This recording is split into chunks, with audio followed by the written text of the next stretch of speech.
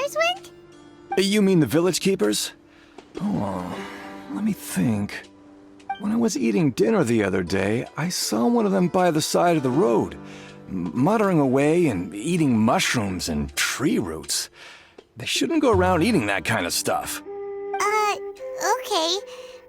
Did you notice anything else? Anything else? No, I think that's all I have to tell you. Sorry.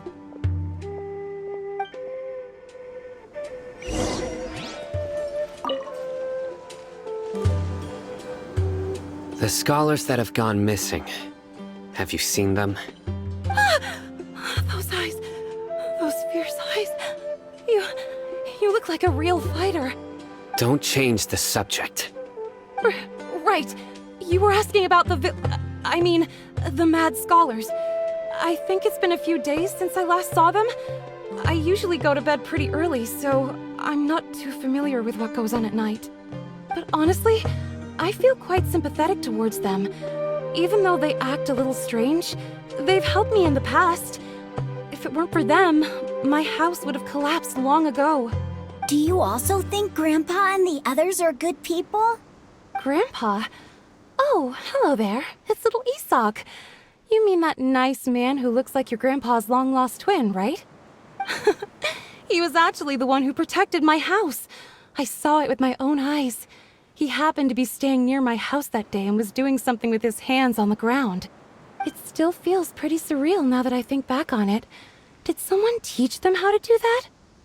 Well, whatever the case, I'll always be thankful to him and whoever taught him to look out for others. I'm pretty sure that if I ever went mad, I wouldn't be able to do anything like that. Gotcha. Thank you.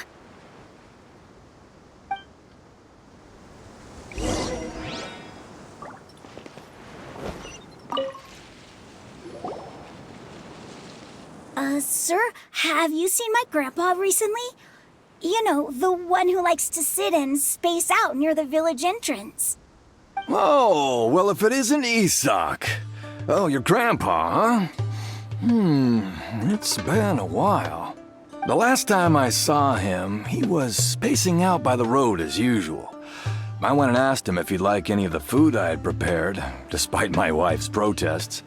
Like many people, she's really quite terrified of them. And speaking of my wife, she's still always complaining about how I don't make enough mora. It might explain why she's always mad at me. Oh, thank you. Thank you for taking care of him. It was nothing. You're looking for him, right? Did he go for a walk and get lost? Yeah. Ooh, that's no good. Well, once you found him, come by my place again and I'll cook a little something for the both of you.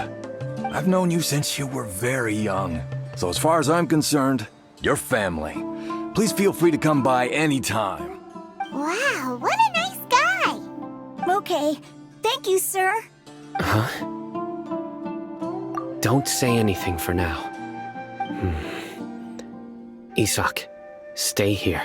Let's head over there. Stay quiet as you move.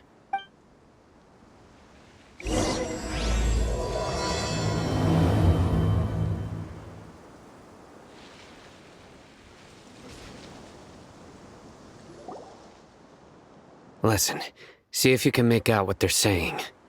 Have you heard? The mighty Scarlet King, the sovereign of our faith, will soon return to this world. Yes, of course I have. The Scarlet King is the one and only true ruler of this land. I've never believed in any other gods. Still, you say he's coming back, but it sure doesn't feel like life's about to change around here anytime soon. What's your proof? Haven't you noticed? The village has been getting more deranged scholars than ever. Delavar was saying that many people also went insane just before the fall of the Scarlet King's civilization in ancient times. We don't quite know why, but it seems like there's some sort of connection between insanity and the Scarlet King. Isn't it a sign of the Scarlet King's power that all the mad scholars have disappeared? If you ask me, they must have been chosen as the final sacrifice for the Scarlet King's resurrection. Huh. Now that you say it, that does make some sense. Does this mean our lives are finally going to take a turn for the better? Exactly. Those city folks will get what's coming to them. Now, repeat everything you've just said from the very beginning. Huh? Who are you? Where did you come from? My patience is running thin. You heard what I asked.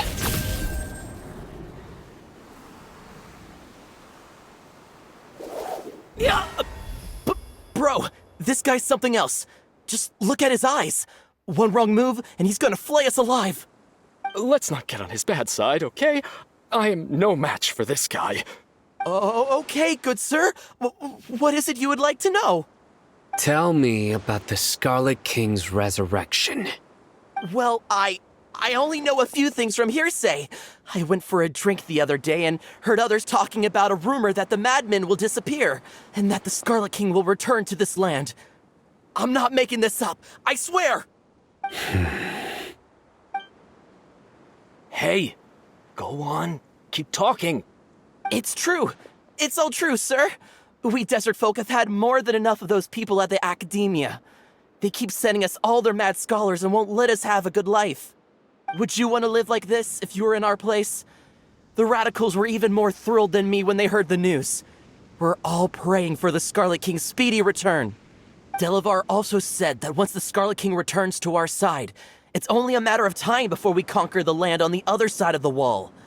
They're all willing to serve under the Scarlet King and fight for a share of the glory. Is that so? Seems like he still wants to know more. Keep talking. Got it. At first, I told myself it was just the drink talking, but then all the mad scholars vanished without a trace, just as the rumors said. Please don't beat me up just for mentioning these rumors. If I'm guilty, then everyone else around here is also guilty. I'm just saying what the others said. The people here really like the Scarlet King, but dislike the Dendro Archon. Where is this radical person you talked about? I haven't run into him over the past few days, so he probably hasn't been around the village. What about you, man? Have you seen him at all? No, not at all. We wouldn't dare lie to you. He's really not here right now. Sounds like you're not too close with the radicals. No, of course not. All we know are their names. I have many ways to stop you from talking. And many others to stop you from sending warning messages. So you'd best just stay home and hope I don't hear of you trying to contact anybody. Don't do anything until I've gotten to the bottom of this. Try something foolish, and even Candace won't be able to protect you. Yes, got it. We'll do just as you say. That scared Paimon half to death. Sino is pretty terrifying. He didn't try to reassure us at all. It's like he's used to hearing that. Oh, Paimon bets lots of people have told him that before. I heard that. Sorry. It's part of being a Matra. The rumor we heard just now seems like a strong lead. But we need to check a few more places. Very well. Isak! I'm here. Where's your grandpa's house? Well, I can take you there. Just follow me.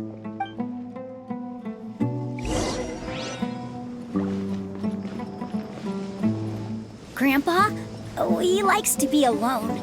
Sometimes he stares at the sky in a daze, and other times he just pokes at the ground with his fingers. Every now and then, he yells out at the top of his lungs, so a lot of people are really scared of him. But he's a good person, really. I know he is. I swear, he's just like my real grandpa.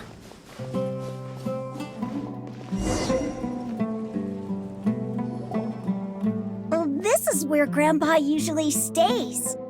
There sure isn't much here. No.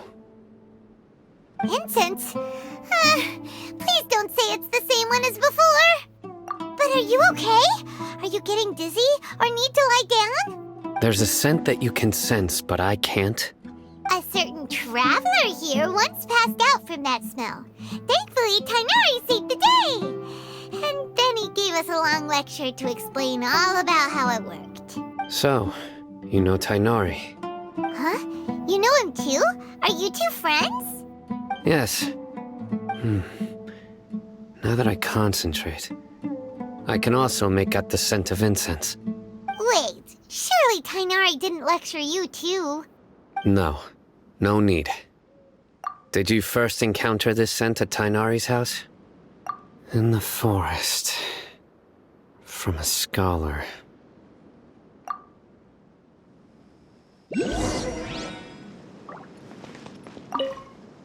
Oh, where did Grandpa go? Please come home, Grandpa.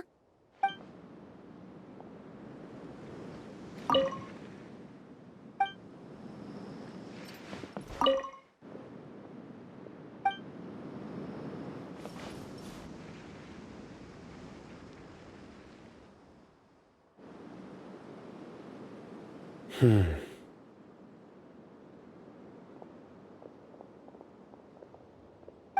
are you looking for, Sino? Here it is. Take a look right here. Paimon doesn't see anything. Although the traces have been completely buried in the sand, there are footprints here. From the size and shape, they belong to an adult male. This pattern is a common one from this area. Local shoes. This was probably someone from the village. The scent is quite faint, but still extant. The footprints head in the direction of the door. But who would come looking for Grandpa? He doesn't have any friends. We'd have to ask whoever lured him away with the incense.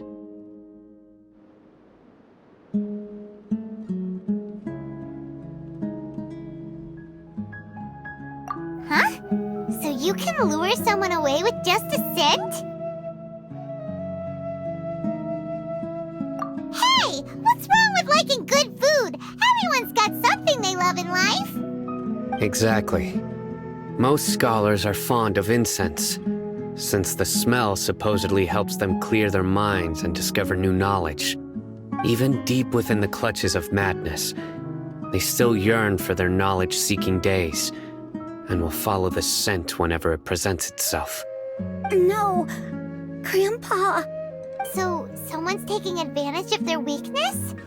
Huh. Still, why would anyone want to abduct all the scholars? Are the rumors really true? Could the disappearance of all the mad scholars have... It's highly likely. Please, you have to save my Grandpa. Grandpa's never done anything wrong. Please help him. Sounds like we'd better help get him back. Don't you worry, Isak. We won't let whoever took him get away with it. Let's head to Aru Village and inform Candace and the others about what we learned here. After that, we'll set off to find the scholars.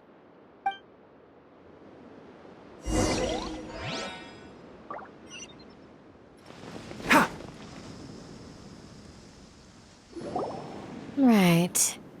The darker fabric definitely looks a lot better.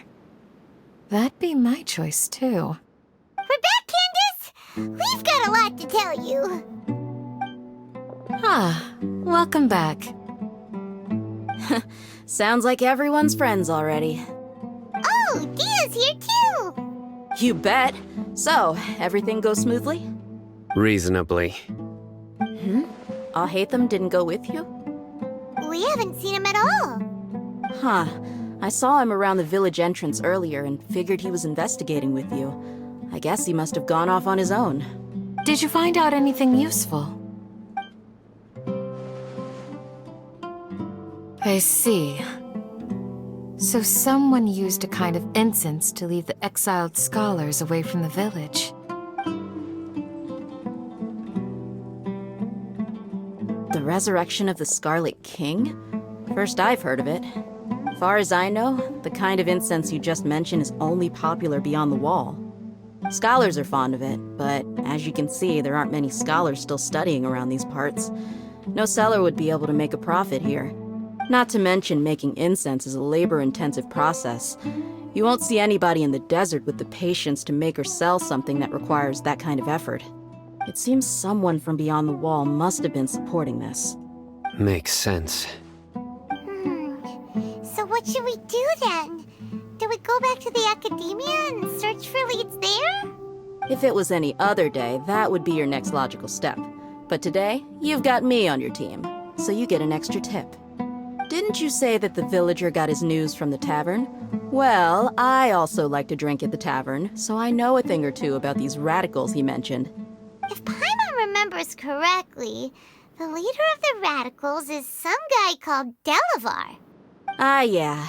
Delavar, the scar-riddled bandit, Engur, the wide-eyed butcher, and Jabari, the duck-tailed bearded crook. The whole lot of them are known around these parts. These guys have one thing in common, and that's being broke. The rougher life gets, the more they want to believe in the Scarlet King. Way they see it, the Scarlet King's resurrection is their only chance at overthrowing the academia.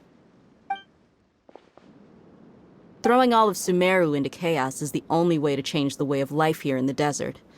Anyway, that's my guess why they've chosen to become radicals. Tia! You're amazing! You really know this place inside and out!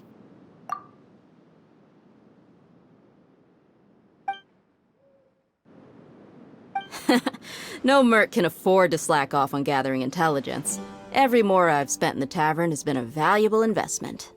Let's head out. Now hold on, you're staying right here, Sino. Why? Aru Village is not a big place.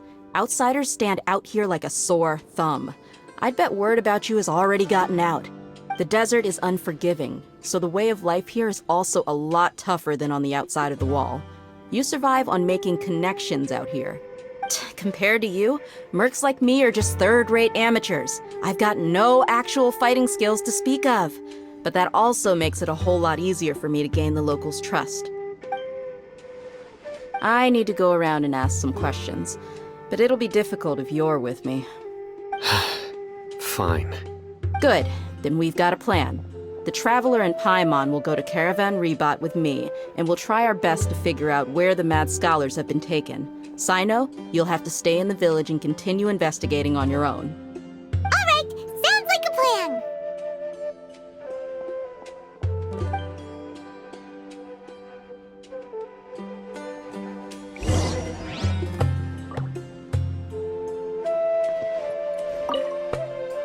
Sino, please don't take offense. I'm sure Dia just wants to help everyone solve their problem as quickly as possible. That's why she can be so straightforward at times. I don't mind. Ah, I see. Well, from the way you were staring out into the distance, I thought you might have been mulling over Dia's words. No, I'm used to being treated that way. It's natural to fear strength. I take no objection to it. Well, here we are again! Sounds like you're starting to get familiar with the area. Paimon's amazed every time we see the wall of Samiel. How can a wall this tall even exist? It's almost unreal. I know what you mean. I had the same question every time I walked this way when I was a kid. Also, why is this high wall here? And can a wall really block sandstorms? It was only after I grew up that I realized the wall of Samiel isn't just there to keep out the sandstorms. It serves a more important purpose, keeping out people like us. Sumeru is run by wise and mighty sages. To them, us desert dwellers are nothing but tools that can be used and discarded at their whim. We're cheap labor, like livestock, but easier to control. Nothing more. Even if a child from the desert got the chance to obtain an Akasha terminal, almost all their requests for knowledge would be denied. The academia believes we're underserving.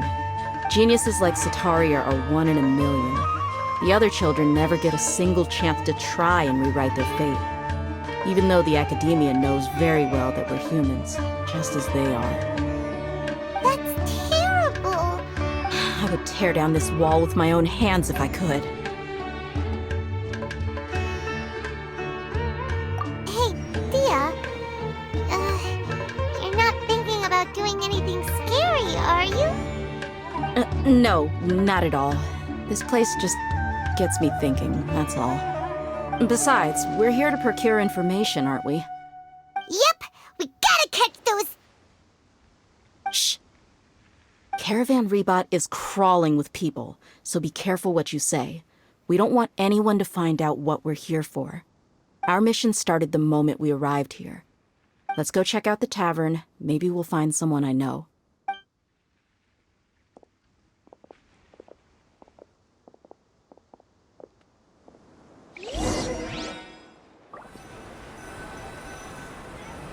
Just our luck. None of them are here today. You mean, you don't see anyone you know? Dia, is that you? What a coincidence. You here for a drink too? Zaki. Finally, a friendly face. Oh, and who do you have with you here? Guests from another land? Hello, hello. I'm Zaki. Dia's, how would you put it? Drinking buddy? We've had drinks together a few times. You could say we go back a ways. Anyway, as far as my friends here, they aren't too shabby, are they? You rarely see any Outlanders so friendly and respectful nowadays. Absolutely. Much better than those people on the other side of the wall. So, Dia, are you looking for someone? Yeah. Have you seen Enger, Delavar, or Jabari recently? Of course I have. Matter of fact, we were all here drinking together just a few days ago. I've got a spice trading deal from another nation. I thought maybe Delavar and his friends might be interested. Know where I could find him? Ah, how thoughtful of you. Then I assume you also know that Delavar's been having a hard time making ends meet these days, so you came here to help him out? Hey, keep it down. Let's just say I prefer to keep this deal a secret. Y'all at Caravan Rebot are like family. If there's more to be made, why not do it together? Besides, Delavar and his friends have muscle. They'd be a good fit for escorting the goods. Yes, how considerate of you. Delavar's my friend too, so of course I can take you to him. Come with me.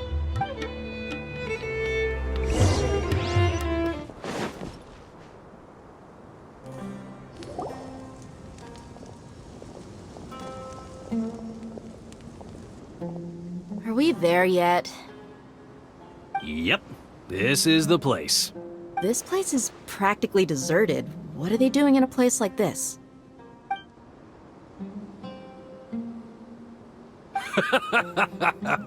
Why don't you take a guess? Go on, a wild stab in the dark. You're like lambs to the slaughter. Oh no! It's an ambush! What's this all about, Zaki? Come on, Dia. You really think we didn't hear about what you said back in Aru village? The boys have kept a close eye on you from the moment you set foot there. Not only do I know that you're looking for Delavar, I also know that you've teamed up with people from the academia to look for the missing scholars. So, you've been watching us from the very beginning? Uh-oh. I knew leaving Sino behind was a mistake! And you left the strongest one in the village, didn't you? Who do you think you are? You really thought we'd fall for your little business deal nonsense? So you and Delavar have been partners all along.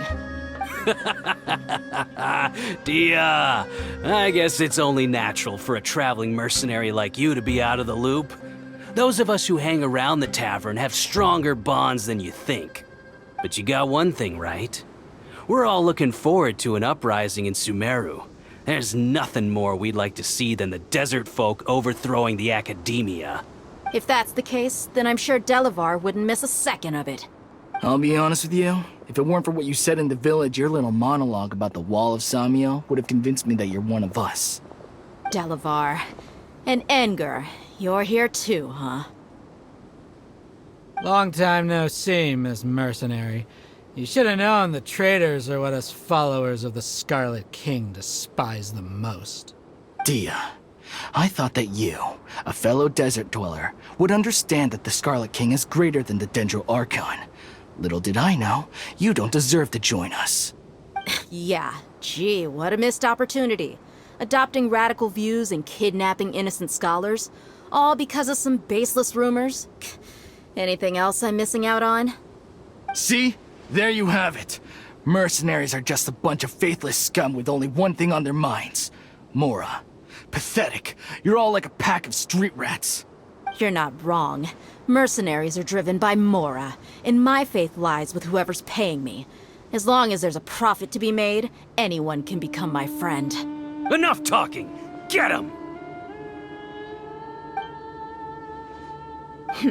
Just as I expected. Let's teach him a lesson, traveler.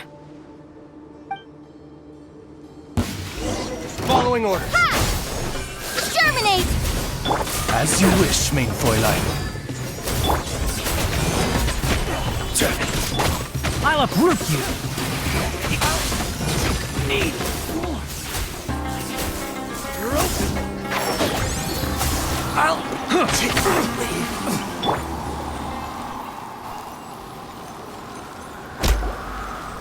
Impossible! How could you? So, what do you think about your meticulous network now, Zaki? How did you say it? It's only natural for a traveling mercenary like me to be out of the loop. I'm guessing your informant told you that I'm just an incompetent merc with no real fighting skills, correct? I mean, that is what I said after all. And of course you would believe everything he reported. The only thing you know about me is that I'm a mercenary, but you've never seen me in action. Even though you heard we went to handle monsters together, you believed that Candace was the only one doing all the real fighting. That so-called Flame Mane is just a fraud. She admitted it herself. She just uses her connections to gain the trust of others. That's what you thought, right? Ugh. You lied in the village because you figured that we'd have people watching you. And you were stupid enough to fall for it. I figured as much the first time we drank together. You all thought you were so smart. Pathetic. Okay, that should be all of them. Whoa! So you've been planning this since we were in Aru Village? No task can be done without preparation. I just happened to notice a couple suspicious-looking people while you were out investigating. Oh, but instead of catching them right away, you let them report back. Those two who were snooping around were just a couple small fries. If we want to get the real catch, we have to be patient and give it some time. Oh, you mean the funny name she mentioned back in Uncle Ampu's house? The wide-eyed butcher, scar-riddled bandit, Paimon can't remember them all. That's just a bunch of drunk talk. Edgar and Delavar like to talk themselves up when they're drinking. Edgar, the wide-eyed butcher, and Delavar, the scar-riddled bandit, are the nicknames they came up with for themselves. Alcohol has a way of making people share what they really think. So Edgar and Delavar are always rambling in the tavern about how the Scarlet King is a superior deity. What about Zaki? He's just a numbskull who fell right into our trap. Zaki was probably the best hidden of them all. My initial plan was to find Delavar first, and then try to track him down. That's what you wanted to ask when we were at Uncle Anpu's house, right? Jabari is one of the villagers you talked to. You know, the one who wanted to treat Isak and his grandpa to some food. Wait, so he's a radical too? No, he isn't. I just needed to tack on a random villager name to make the eavesdropper think that I was making some wild guesses based on my impressions. Wow, what a genius idea! Well, that's an expert mercenary for ya. Ah, you're too kind. It was straight from the usual playbook, if I'm honest. So, that thing you were saying before, is it really true? About what? About how mercenaries only care about Mora, and that anyone's a friend as long as there's a profit. Does that bother you? What makes you so sure? Dia, do you dislike the Dendro Archon like the other desert folk? You two are pretty sharp. No, I don't have anything against the Dendro Archon. I've heard a lot of nice things about the Lesser Lord from Dunyarzad. I can understand her devotion and gratitude. Dunyarzad's just an ordinary person. There's no way a god would be so involved in the lives of everyday people, unless they were truly compassionate. I've begun to realize that the sages are behind everything that's happened recently. The radicals' blind belief in the Scarlet King, making the Dendro Archon out to be an enemy. It's all the Academia's trickery. But I see through it all. And unlike them, I can never be hostile towards anyone who's never done anything wrong. Dia. Anyway, looks like we're done with business here. Traveler, lend me a hand. Let's tie him up and bring him to the village.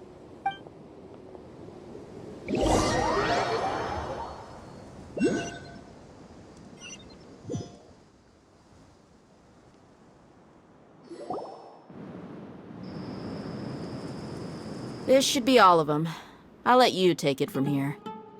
All right. I'll be in touch.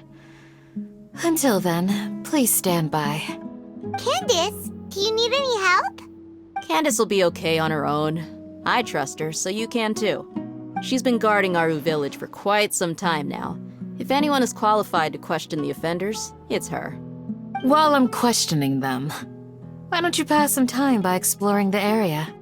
I'll meet you back here tomorrow morning, Traveler.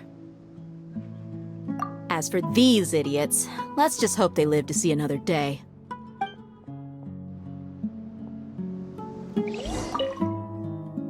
Candace is an expert at dealing with people like this. All we have to do is wait for her word.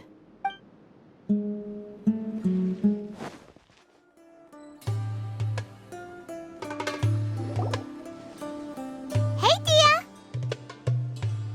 Right on time. We'll know any moment now. Paimon's been wondering. You seem to know Candace pretty well.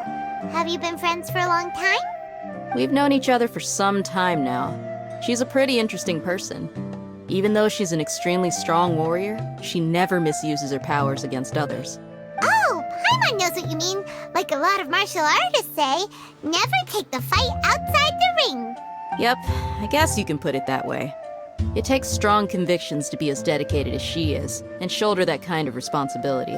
Us mercs, on the other hand, we pretty much live from one day to the next. Well, Paimon thinks you're great too. Really? Thanks for that. Oh, Sino's here, and he's pretty early too. Yes. I was here yesterday to help out a little. To help out? By doing what? Sharing some interrogation techniques. Oh, you mean you taught Candace some more persuasive methods? Right. Come on in, everyone. Come on, let's go inside.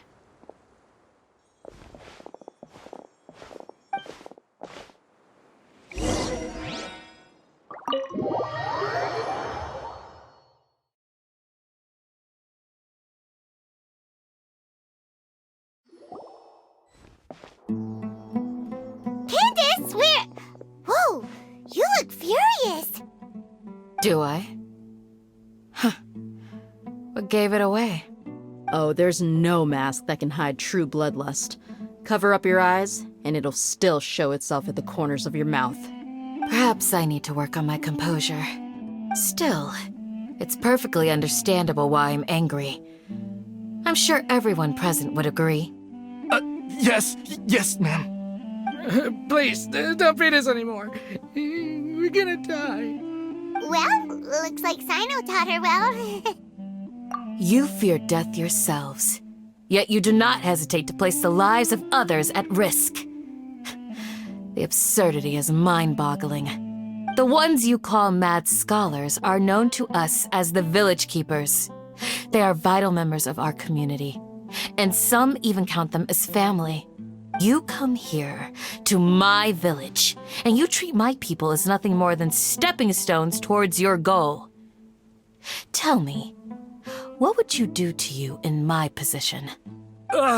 Mercy! Please have mercy! You've made your bed. We may both be desert dwellers, But there is one thing that I understand better than you. The resurrection of the Scarlet King will only result in war. And war serves no one. The people of Aru Village care little about which god is in power. Life may be tough and tiring, but we wish to preserve our way of life. A war would only cause us to lose all that we have. And that is not a responsibility that you can afford to shoulder. We understand. We're sorry. I'll tell you everything I know. Please, just let us go. I'm listening. You might not believe this, but it wasn't us who came up with this idea. Someone was spreading rumors in the tavern. That's how we ended up hearing about the Scarlet King's resurrection. Some mystery man told us that mad scholars will make the perfect sacrifice to usher in the Scarlet King's resurrection. They give their lives, and we can get anything we wish for. They're called village keepers. Slip up again, and you'll regret it. Yes, sorry. It was all that mystery man's doing. He told us to spread word about the Scarlet King's resurrection and talked us into helping him. In return, he said he'll help facilitate the resurrection process. I'm not sure. That's one. Huh? One what? Strike. You get a total of 3. Then, you die by my hand. Wait, I'm telling the truth. We don't know anything. It was all him. 2. He got us to lure them out of their houses in the night with some kind of incense. We take them to a junction outside the village. Then the mystery guy takes them from there. You gotta believe me, please. I'm telling the truth, I swear. Just ask them if you don't believe me. That was indeed the truth. Traveler, go on.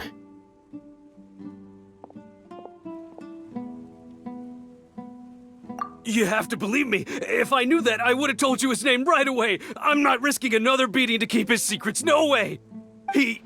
That guy, he wears a cloak, and he's always careful to cover his face. He calls himself the Scarlet King's envoy. I believe I may know what's going on. Uncle Anpu? What do you mean?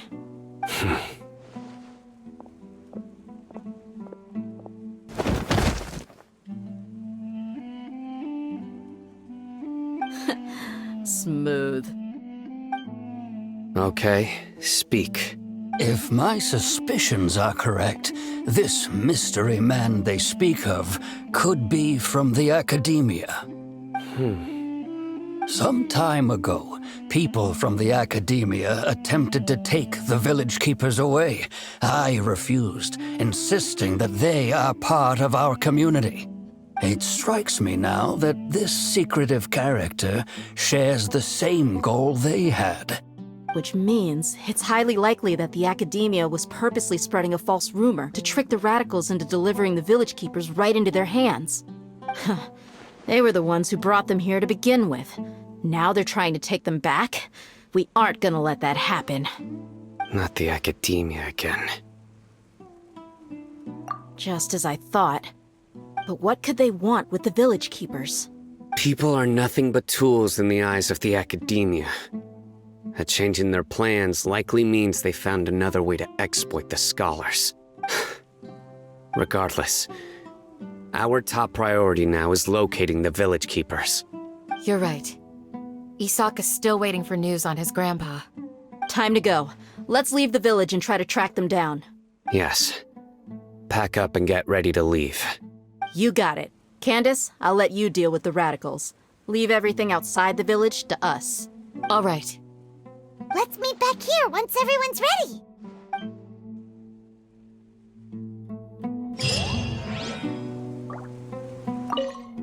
What scheme is the academia brewing now?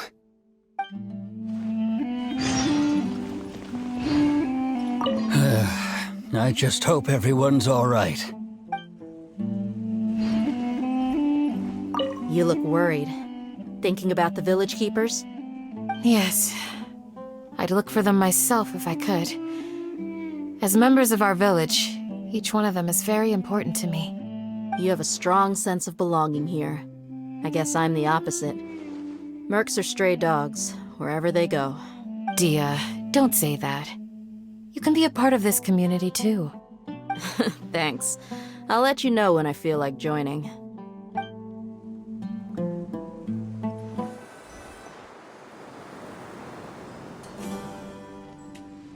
Let's get some food in us and then we'll... Whoa! Where did you come from? Well, as you can see, I am merely sitting here and reviewing what we have deduced thus far. You were gone for ages! And now you're suddenly sitting here musing to yourself? Where have you been anyway? Hey, what's with the silence? You never think things through before asking questions. I'm giving you some time to make up for that. Paimon's so mad! Paimon's gonna give you an ugly nickname! Never mind! Paimon's got nothing. There's just nothing super obvious to pick with this guy. It makes it so hard. Well, you've heard nothing to suggest I left this whole time, so clearly I stayed in the village to investigate. Anyway, you plan to leave Aru Village and keep searching for the truth of this matter, yes? Yep. We're not gonna find out anything more by staying here, so we thought that we might as well take the search elsewhere. Enough with the silent treatment! No. I'm just surprised that you decided to team up with him. Alhaitham, you haven't helped us out at all ever since we arrived at Aru Village. Bold of you to question our choices. Yeah, you're all talk! While you were investigating, I had my own work to do, which I've now finished. Really? Paimon doesn't believe you. To be honest, we aren't really a team, so I have no obligation to inform you of my whereabouts. Not to mention that going separate ways allowed me to find some important information that you all had missed. Huh? Right here in the village? Correct. What did you learn? I'm going to take you to someone. But before that, you need to understand where she's coming from. What does that mean? How do you think the residents of Aru Village feel about what we're doing?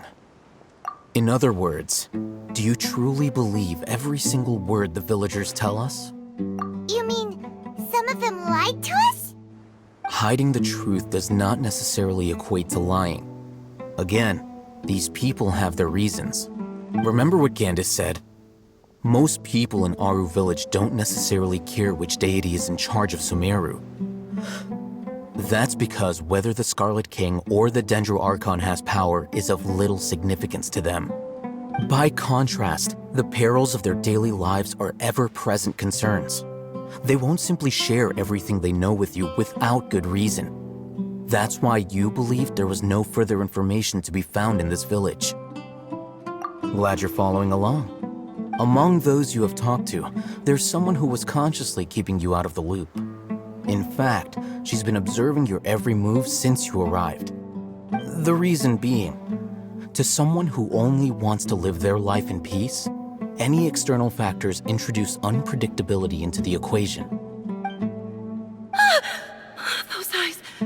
Those fierce eyes. You look like a real fighter. Don't change the subject. It's quite obvious that she's intimidated by Sino's authority and strength. Right. You were asking about the the mad scholars. She corrected herself mid-sentence because she's aware that there are Scarlet King fanatics in the village. If she sounds too friendly towards the village keepers, she could easily make herself the radicals' next target. I think it's been a few days since I last saw them. I usually go to bed pretty early, so I'm not too familiar with what goes on at night. Remember? She made a point of denying her involvement in anything that occurs at night. But honestly, I feel quite sympathetic towards them.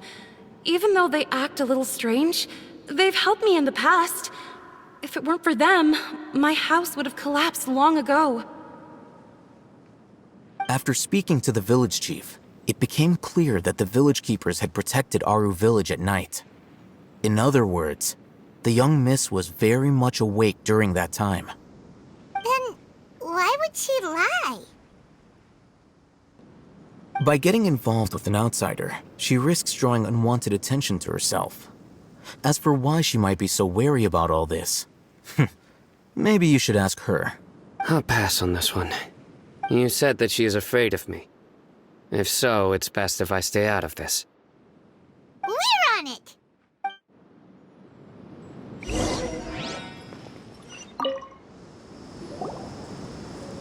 Miss Shawnee, as we discussed earlier, I've brought someone with me.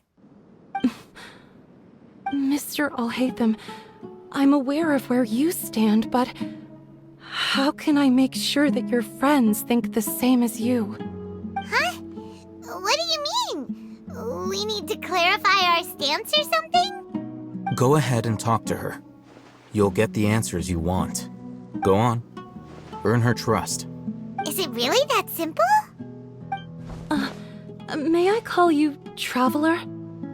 Hi, Traveler. I want to ask you something. Do you think the resurrection of the Scarlet King can truly change Sumeru for the better? Why's that?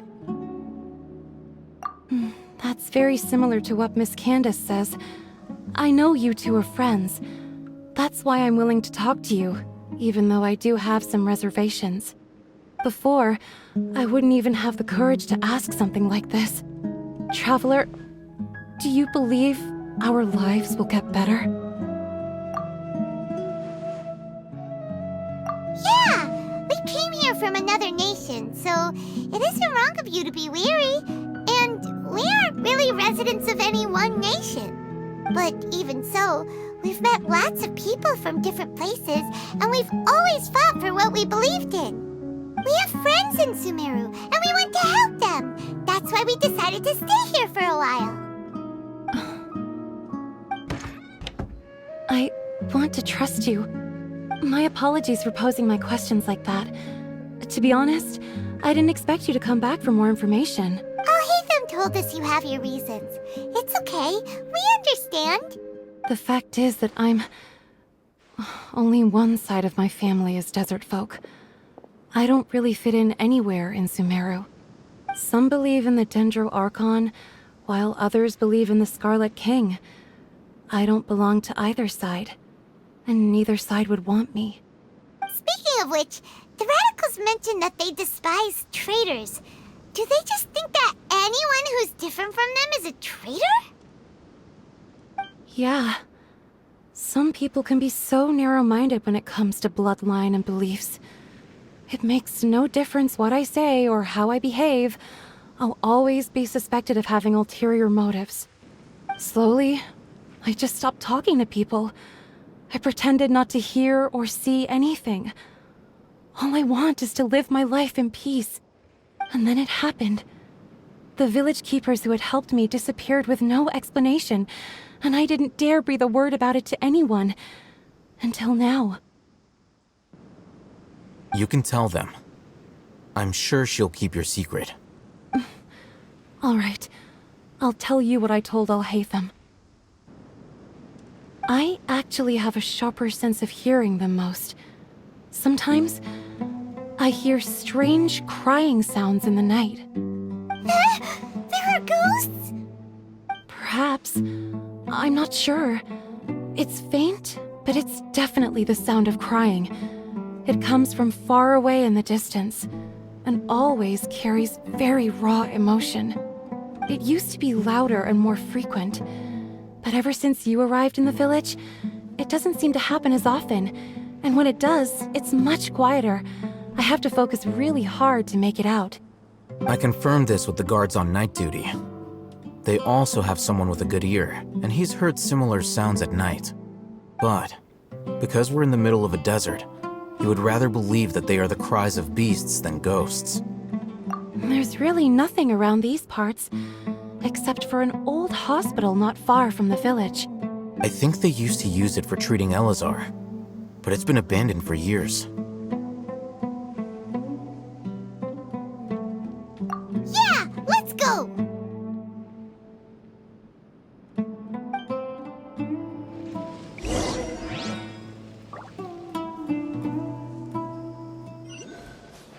Oh, is this the place? It's in terrible shape, and there's sand everywhere. Empty and forgotten. An ideal place to hide people. Monsters! Watch out!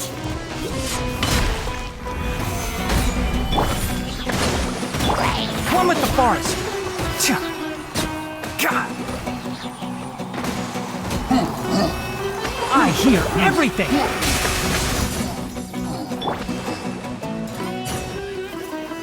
Solidify! Scatter!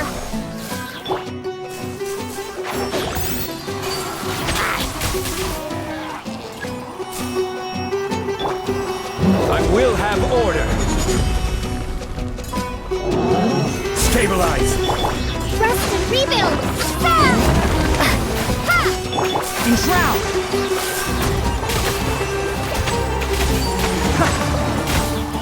I'll uproot you!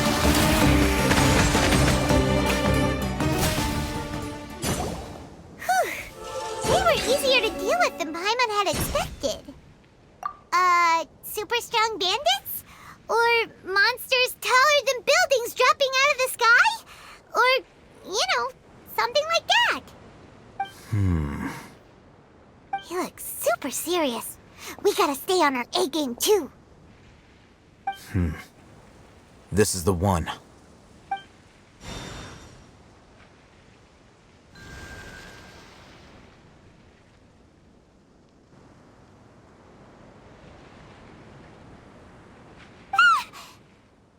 Let's go in and take a look.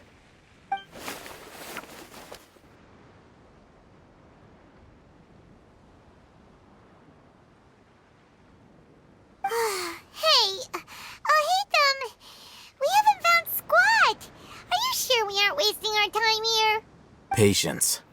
Shawnee says she only hears the crying at night. We have time to burn. Until then, I'm taking a break. And just like that, he sits down. Wait, he even brought a book to read? What are you reading? Let Paimon see! Okay, sure.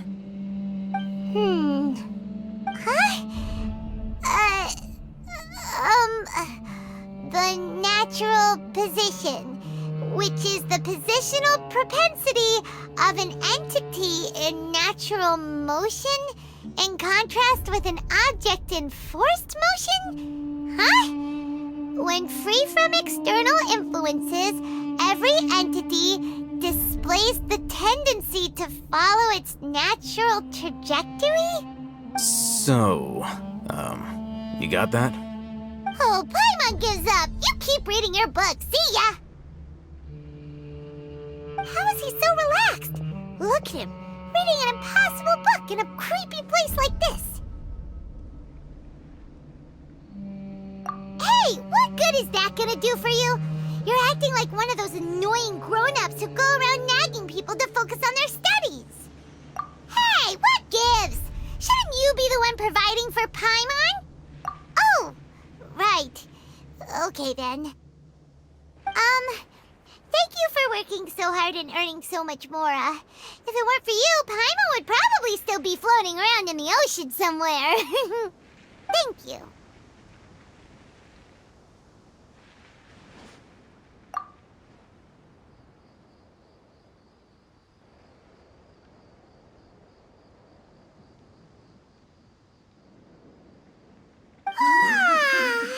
Paimon's getting so sleepy. Huh? What was that sound? There it is. It's coming from that direction. Is the sound coming from here? Huh. Paimon's not seeing anything. It's from below. But there's no way we can get down there. Something is off about the interior here.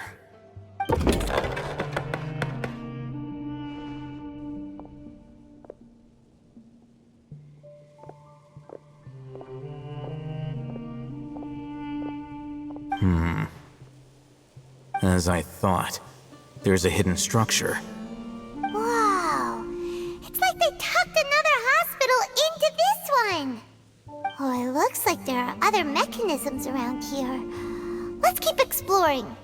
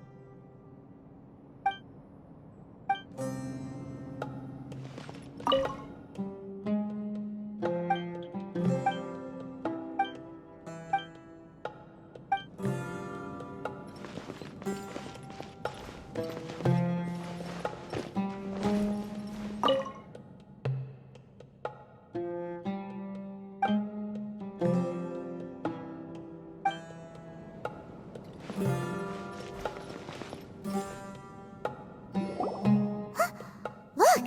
There's someone over there! Good idea! Let's approach him slowly without alarming him.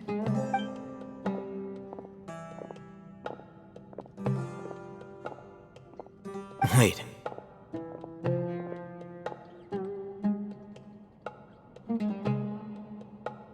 You're...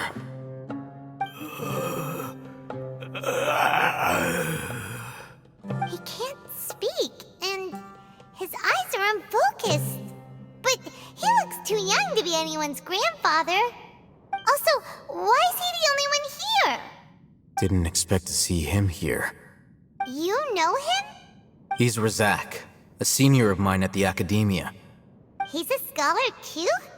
Is he the kind that holes up in a forest and mumbles stuff about training? No. And that's the problem.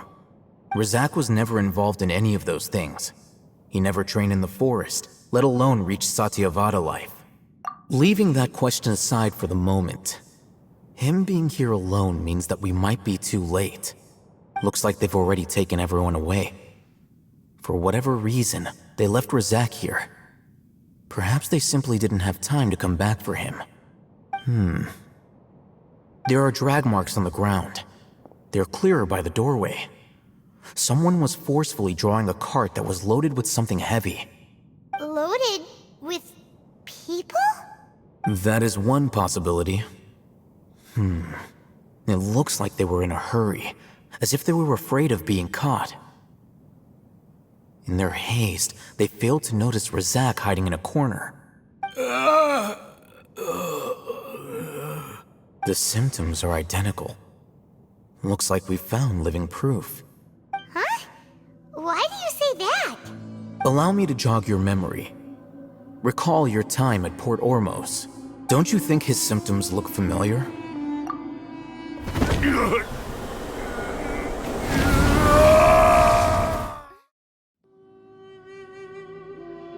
Oh, now that you mention it, they're acting the same way. Correct. The Academia is behind all of this. It isn't difficult to deduce their rationale. First, the Academia spread a false rumor of the Scarlet King's resurrection, emphasizing the role of the village keepers, the mad scholars who were exiled to Aru village. These rumors were all the persuasion that the radicals needed, and those based in Aru village leapt into action. Unbeknownst to them, of course, through rounding up the scholars, they were actually helping the Academia. As well as being able to exploit the radicals for their own ends, this scheme has one further advantage to the Academia. All the risks and responsibilities are offloaded onto the Scarlet King's followers. Life for the Desert Dwellers has been brutal ever since the Scarlet King's death all those years ago. Beneath the surface, feelings of desperation are widespread. Many would give everything they have for the prospect of something better. Anyone looking to exploit that for their own ends simply needs to make a few empty promises. Even if complications arise, people will see that those involved are all followers of the Scarlet King, and look for no further explanation than differences of belief. A deep-seated mistrust of the desert and everyone in it by the rest of Sumeru will make sure of that. The notion of an academia plot wouldn't even cross their minds. It may seem like a simple strategy, but it is able to work wonders under Sumeru's current circumstances. Oh, that makes a lot of sense. It's in line with the village chief's theory, too. But there's still one very important question. Wasn't it the academia that brought the scholars to Aru Village in the first place? Why does it want them back now? Throughout this process, one thing has changed. The scholars' identity. First, they were scholars. Then, they became lunatics. After that, they were exiles. And finally, they become missing persons. An exile is still patently a living, breathing human being. But when someone becomes a missing person, that is brought into question. If you can't find someone, you have no way of knowing what exactly happened to them. That makes missing people an ideal resource. Resource? For what exactly? One possibility is that the information in their brains could be extracted into knowledge capsules. Extracted? You mean canned knowledge comes from people's brains? With the technology of the Sumeru Academia, it's entirely possible. Perhaps the process caused them great suffering, which is why they cry out in the dead of night when no one is watching them. So, the human brain... Nope, nah, Paimon doesn't want to think about this. I'm the Academia scribe, after all. I'm familiar with their projects. Anyway, judging by Razak's state, the contents of a divine knowledge capsule were extracted from his mind, but something went wrong in the process. Or perhaps his curiosity got the better of him, and he used such a capsule for himself. Paimon's a little confused. Can they just use anyone's brain?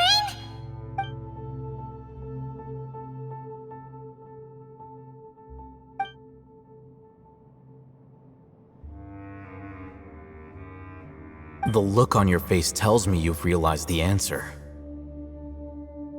That's right. To some scholars, gaining knowledge about the gods is their entire life's pursuit. Extracting canned knowledge is just one of the extreme measures they turn to. However, I can't help but wonder, what do they seek to gain from divine knowledge? The Academia is going out of their way to look for forbidden knowledge, but what is their ultimate goal? I've spent quite some time trying to analyze the contents of the divine knowledge capsule, but to no avail. It seems like my way of thinking is too different from theirs. You mean you're not even slightly interested in getting your hands on this forbidden stuff? All scholars seek to expand the horizons of knowledge, but I'm not particularly interested in gods, so I don't share their degree of zealotry. Extracting information from people as if they were lifeless objects? If this is the direction of academic progress, then the Academia may as well shut its doors. Sounds like you're really against all this. Of course. The Academia's actions run contrary to their rules. Whether it be academics or knowledge, everything has its boundaries. If those lines are crossed, the rules and order that govern everything in the world will be destroyed.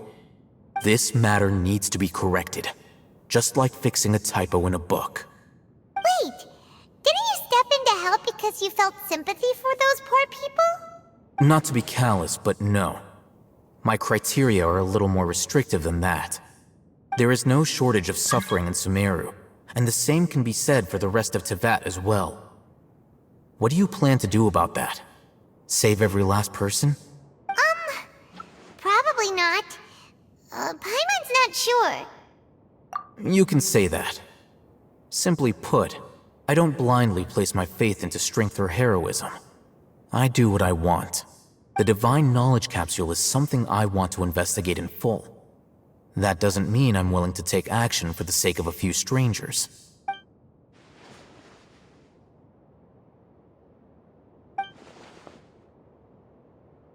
Paimon's been wanting to say this for a while. There are a lot of bad guys in the Academia, but you're not one of them.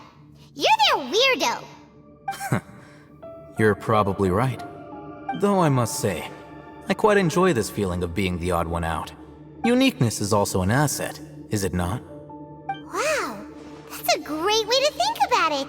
Paimon's really impressed. If only Miss Shani had a similar mindset, her life would definitely be a lot easier. I'm just a more likable person than her in general. There's nothing more to it than that. He won't last long if we leave him here. Let's take him with us. We'll work out our next step after we return to Aru Village.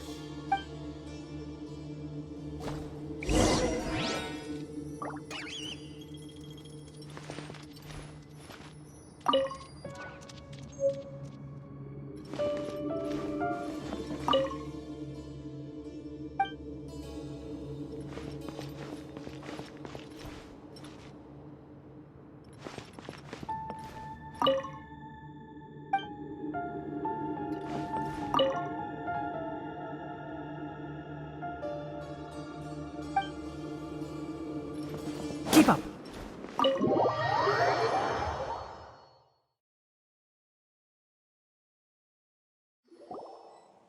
We're back! You must be tired. You should rest and take some water. What's the situation? Who's this? Unfortunately, somebody who's too young to take on the role of Isak's grandfather. Nevertheless, he's one of the people we're trying to find.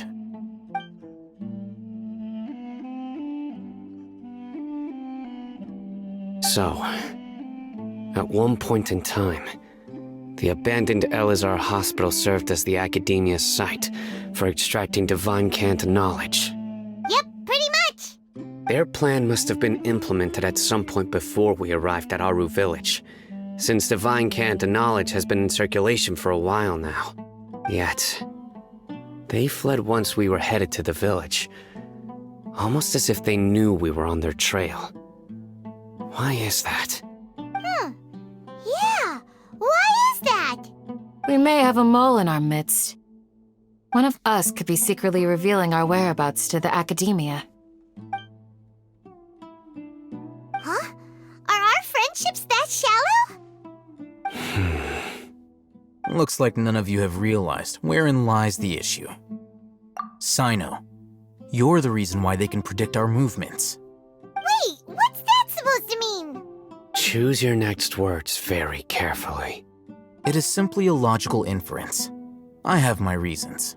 So what you're saying is, Sino's the mole. Interesting. And here I thought you were the most suspicious one, Alhaitham, since you were always acting alone. I know. You have a point. But I realized something as we were returning from the hospital. Sino isn't like any of us. What are you trying to say? Do you still remember who you are, General Mahamatra? As a Matra, you are no doubt privy to certain kinds of information. Before you can take action against someone, you are required to have all the facts available, including the less than savory details. Simply put, the Academia has traditionally allowed you access to a wealth of sensitive information. Knowing their modus operandi, wouldn't you expect them to take precautions against you? If you want to raise a vicious wolf, you need to make sure that you can avoid its bite. The Academia is monitoring me? It's not that simple. The Academia has eyes all over Sumeru, but they have a special protocol for dealing with you. Every so often comes a Nyagarbaha Day. On this day, the Academia enters new information into the Akasha through knowledge capsules. I remember seeing the thick notebook next to the control panel once. Its contents were all about the General Mahamatra, his activities throughout the day, preferred methods of enacting judgment, everything. You're saying that the Academia entered my information into the Akasha too? But what's the point in doing that? My actions aren't important enough to be added into the Akasha. The Akasha is capable of computation. The Akasha's algorithms are entirely capable of predicting your movements using the data entered. When you would depart, the route you would follow, your destination. It knew all of this. It predicted my every move. The Academia has been watching you longer than you think. So that's how it is. Sino adheres to his principles so strongly that he's actually a thorn in their side. Tenacity of will and steadfast faith are worthless to the Academia. They need scholars who are easily pliable and mindlessly go after anything they can profit from. Sino, don't take it to heart. This just proves how much of a trustworthy ally you are. They escaped because of me. Don't blame yourself. It's not like any of us would have known. I have an idea. If they predicted my movements, then I might be able to guess where they went. Whoa, you bounced back fast. There is always an opportunity for safety after danger passes. Oh, so that's how it is! Paimon gets it now! If the Academia is trying to avoid Sino, then the safest place would be... Yep, that's right! They'll want to proceed in the direction opposite of where I'm going.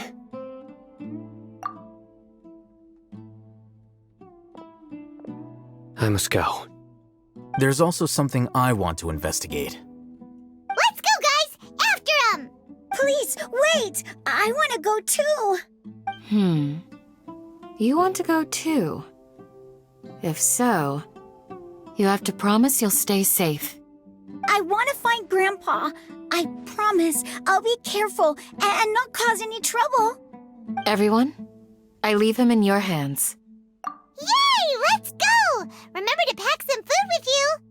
Paimon feels like we're missing someone, though.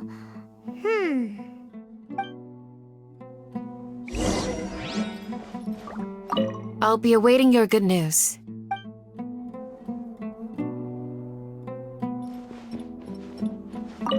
Please, stay safe, everyone.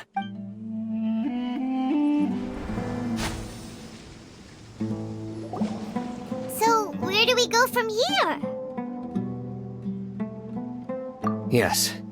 After leaving the village, we should head straight toward the desert.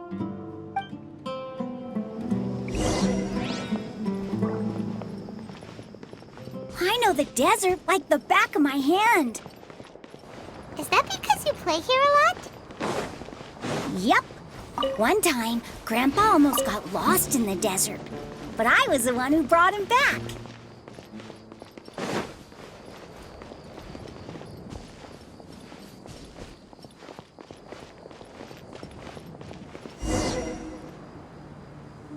There's something here. What's this? It's buried in the sand. Looks like we'll need to roll up our sleeves and do some work. And Paimon thought running around everywhere was already enough work. Okay. So, we have to dig it out? Whatever's down there, it looks like it's buried really deep. These are likely fragments of an Academia-developed device, something akin to a headset. Looks like there were more than one village keeper. They must have been escorted this way because there are device fragments scattered around here. Let's split up and search the area. Chances are that we'll find other things nearby.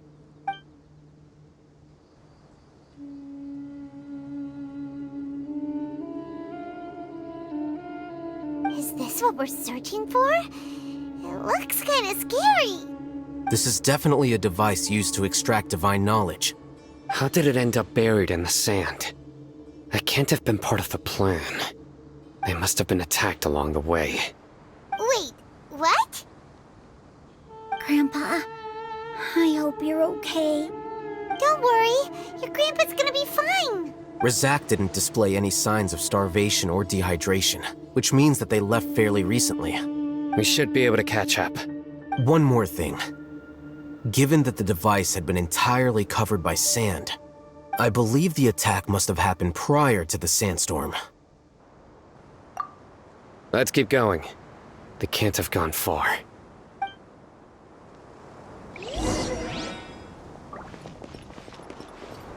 Ugh, but running on sand is so tiring. But you're flying, aren't you, Paimon? Is flying over sand tiring too? Ugh, of course it is!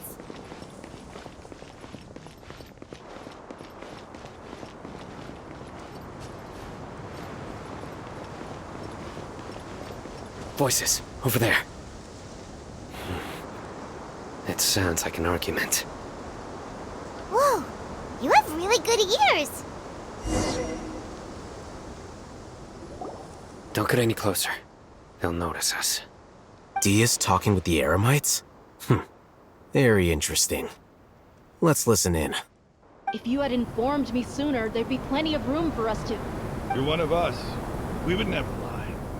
Scholars. You don't know as much as I do. Need me to... I knew it. That's our Dia. Dia? Why would you... Dia! Hey, what are you doing? Huh? Didn't you say you'd help me find Grandpa? Why are you on their side? Well, look who's here. Ain't that something? This complicates things. You've betrayed Aru village? So, this is the great General Mahamatra. Dear, you'd be better off as my assistant than hanging around with this motley crew. Seen for yourself, I have the means and methods, and my ideals are far more admirable than theirs. I'm not the type that's easily swayed, Raman. You of all people should know that. Wait, what's going on, Dia? Whose side are you on here? Shut it, Paimon. It doesn't matter. Whichever side you pick, nothing could deter us from the grand mission of resurrecting the Scarlet King. Once our Lord of Old returns to this land, we will have a new beginning. Face the facts, Raman. It's not gonna happen. You should understand that more than anyone. Have all your years as a merc taught you nothing about placing hopes in a ruler? I'm a desert dweller and a proud follower of the Scarlet King. Whether I live by the edge of the sword or in peaceful comfort, my soul will always carry this conviction. It's not too late yet. The village mad scholars aren't gonna bring the Scarlet King back to life. You don't understand, my dear lady. Pursuing our faith is our purpose in life. Even if the chance of success is 1 in a million, we must be willing to give everything we have. Even if it'll expose you to the academia? Even if they end up disbanding the Eremites? Your Eremites, which you've worked so hard for all these years? Yes. We've waited a long time for this day to come. The sun and the moon no longer shine here. All you see now is cracks in this desiccated land. But fate has finally dealt me a hand to play against the Academia. With these scholars in our custody, we'll stomp the Academia's forces and fight our way beyond the wall of Samiel. Ridiculous. Think about it. The Academia controls the entirety of Sumeru. Your powers are negligible in comparison. If you still don't believe me, then try asking these 2 men. They're also against the Academia, but neither of them are as arrogant as you are. They look more like pawns of the Academia to me. Why would I listen to anything the people of Greater Lord Rukkhadevata have to say? Filthy traitors. Your god abandoned all honor and betrayed the Scarlet King. We desert dwellers will never trust the likes of you. It's impossible to communicate with someone so hostile. Perhaps we should. Do you really believe that by kidnapping the scholars, you'll be able to negotiate with the Academia? These people have no value as bargaining chips, but I could be persuaded to take their place as your next hostage. These scholars were exiled from the Academia. I, on the other hand, am their current scribe, and will be a much greater asset to you. Wait, you can't be serious. So, you want to trade places with the hostages, do you? Precisely. Any wise person would gladly accept my offer. What are you thinking? What if they decide to kill you instead? Well, that would be bad luck for me.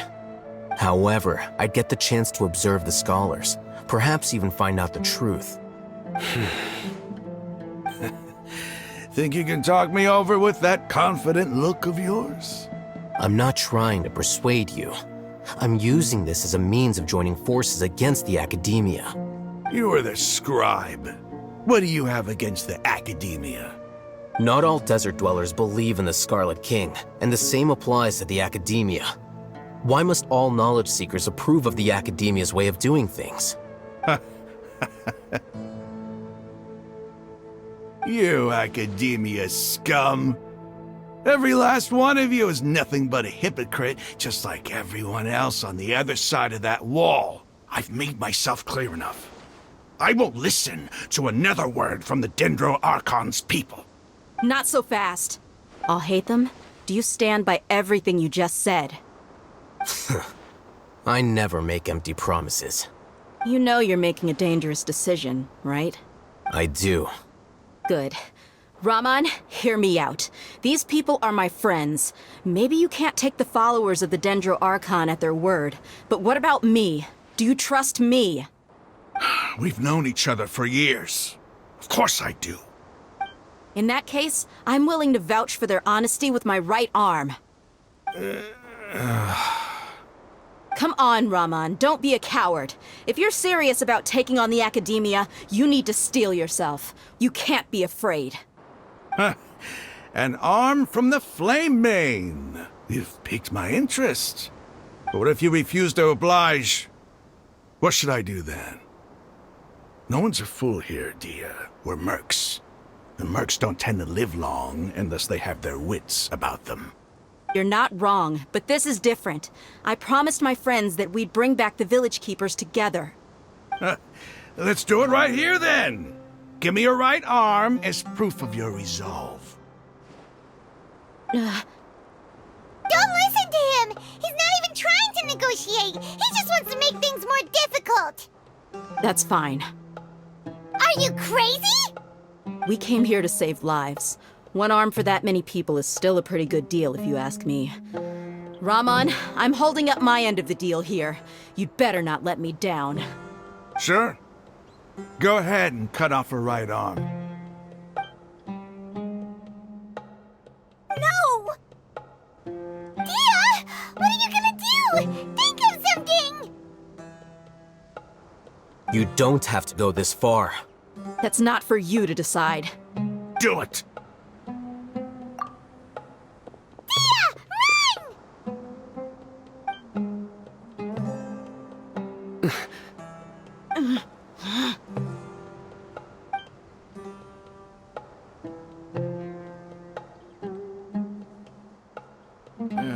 Stop!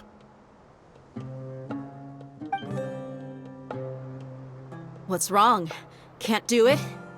Flame Mane, you and I are both desert folk. Cutting off your arm is no different than cutting off my own fingers. Where's the sense in cutting my own kin to pieces? You've shown me that you're serious. Go on now, take your friends and leave. Meet me in the desert at noon tomorrow.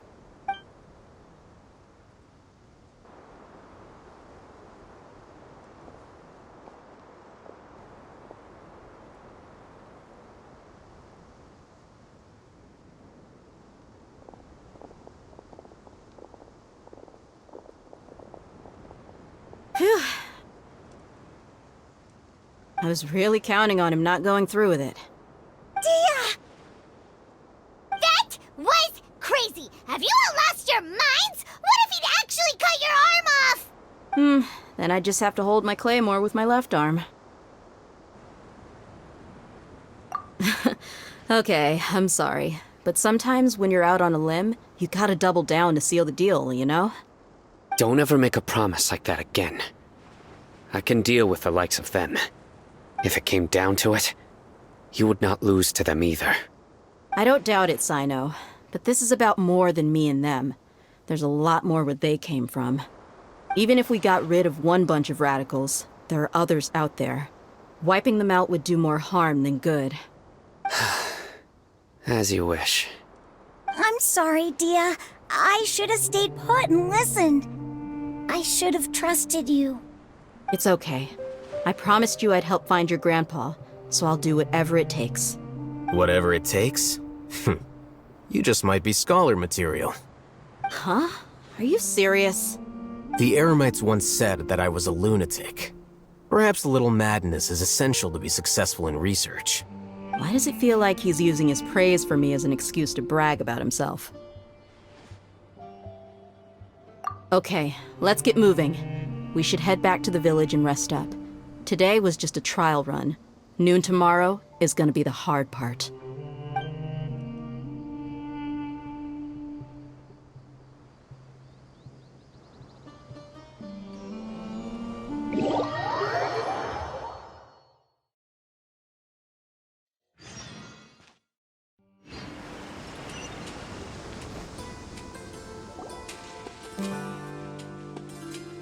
You're all here so early. Looks like we have everyone here. Isak, are you sure you want to come with us?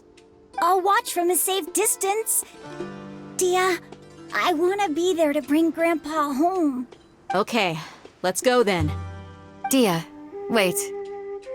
What's the matter? I heard that you were quite reckless yesterday. No more of that today, understood? Or I'll be very upset with you. Fine.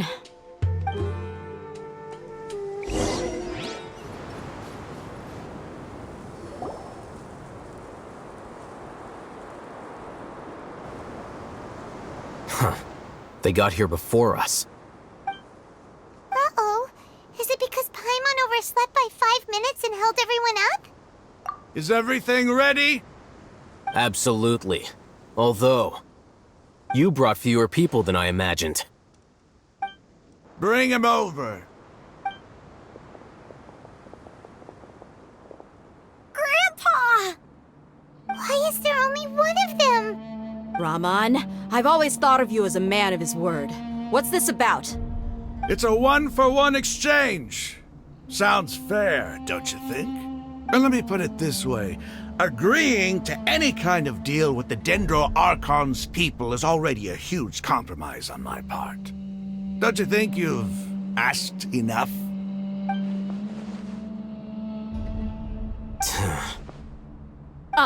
You stay right there!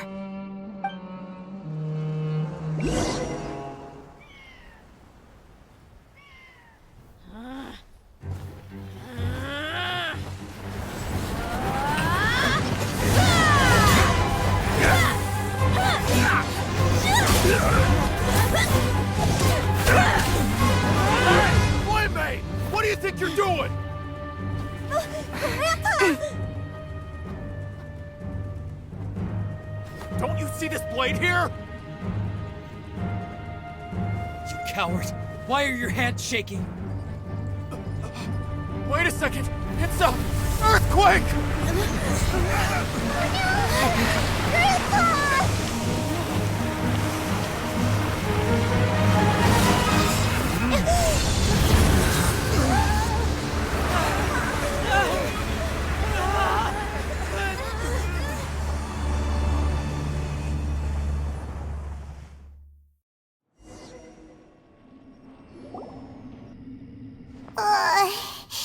Paimon's dizzy.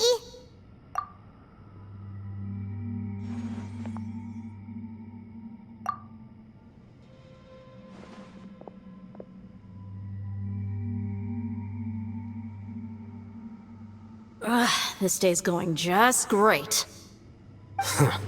What a nuisance. The sand dune collapsed. I saw an energy field. The village keeper protected us. It glowed green with dendro. Just like you said, it may well have been the remains of Lesser Lord Kusanali's power inside the scholar's body. The Dendro Archon.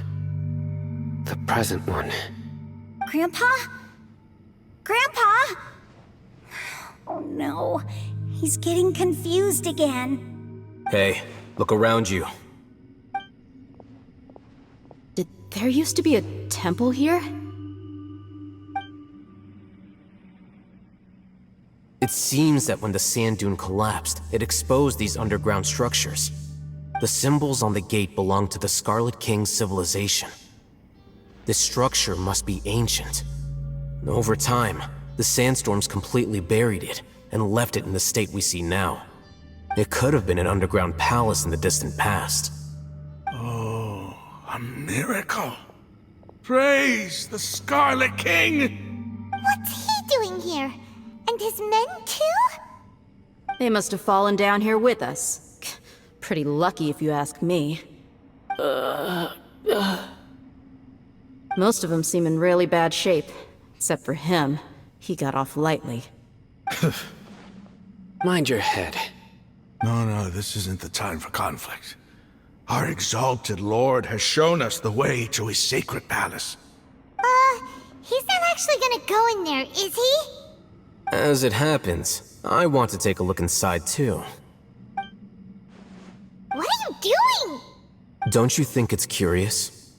1 minute, Lesser Lord Kusanali's power protects us from harm, and the next, remnants of the Scarlet King's civilization appear. 2 major deities are vying to showcase their power to us. It would be a shame not to witness them both. Paimon thought you weren't interested in gods. Indeed. In my view, gods are just a higher form of living being, or creature, you could say. New discoveries are always worth investigating. Whether they have anything to do with gods is neither here nor there. Raman, what are you gonna do about your men? I'll just let them lay here. The Scarlet King will take care of his people. Right now, I'm going inside.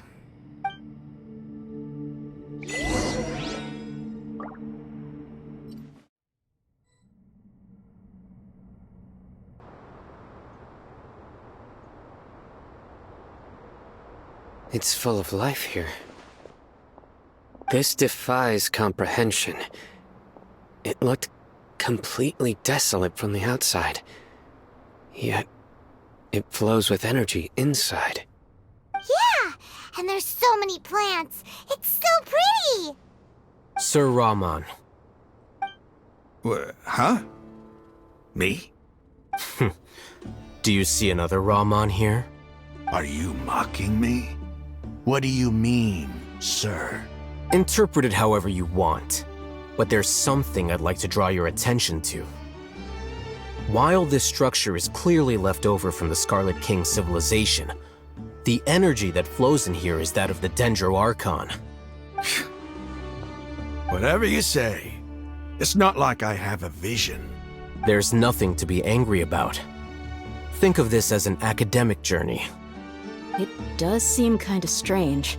If that's true, then we might have to explore this whole area to find an explanation.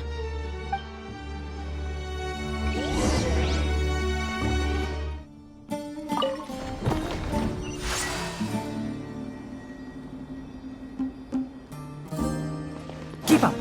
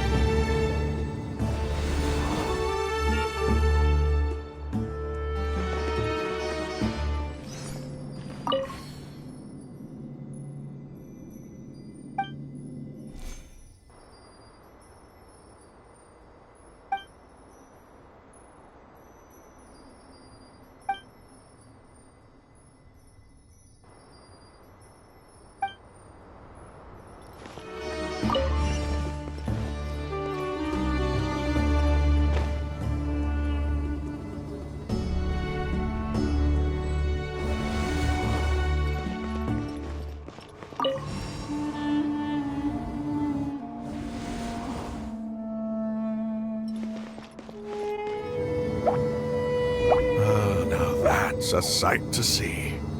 The Scarlet King's splendor surrounds us. There's so much vegetation here. It's different than what I expected. Sure are a lot of plants for a desert. That's what I call divine providence of the Scarlet King.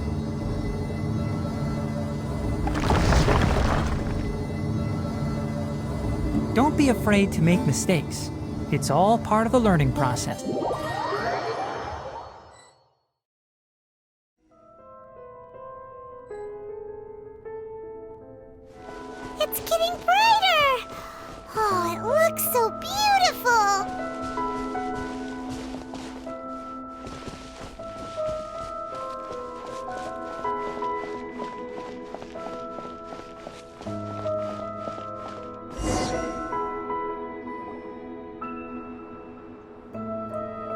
Wait. What's that? A load of flowers. And it looks like there's something among them. These are Scarlet King runes. They left something behind. Yes. It's an elegy written in an ancient script. What does it say? Here lies our faithful priest Kasala.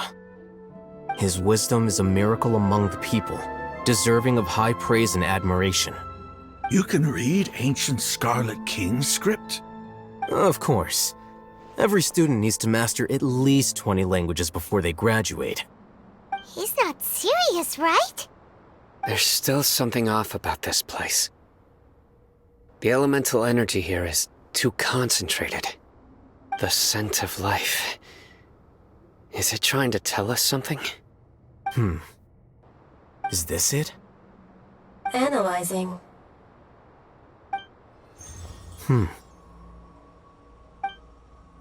There seems to be a hidden message among these skeletal remains. Excellent. There's a device from the Scarlet King's civilization in this gravesite. I'll transmit the information over and project it for everyone to see. Isn't sharing knowledge against the Academia's rules? Yes. However, under the circumstances, I'd prefer you to see this for yourself. You'll understand after watching it.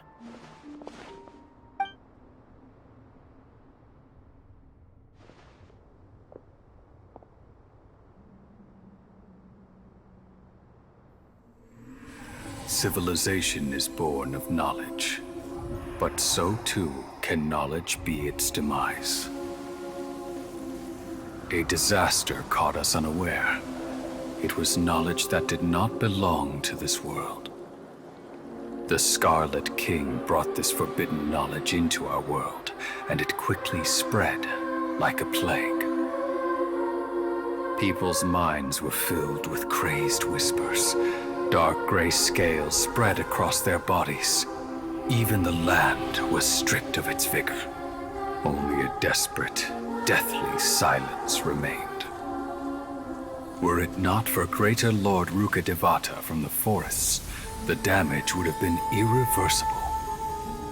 She summoned the priests to build temples and infused into them the divine power of life. The disaster was miraculously tempered, and the embers of our civilization were preserved in Aru village. Alas, the miracle could not last. As long as forbidden knowledge continued to exist, it would forever blight this world. In the end, the proud king of the desert, my eternal lord, chose to sacrifice himself. I have spent my whole life since guarding one of these many temples. But now, my duty is coming to an end. As I close my eyes for the final time, the sight of that noble deity will appear in my vision once more.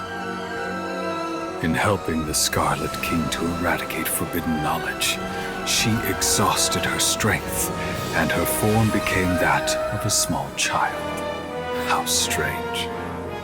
Now that I think of her, I no longer have any fear of death, for I sense that the spirit of life will abide with me during my eternal sleep.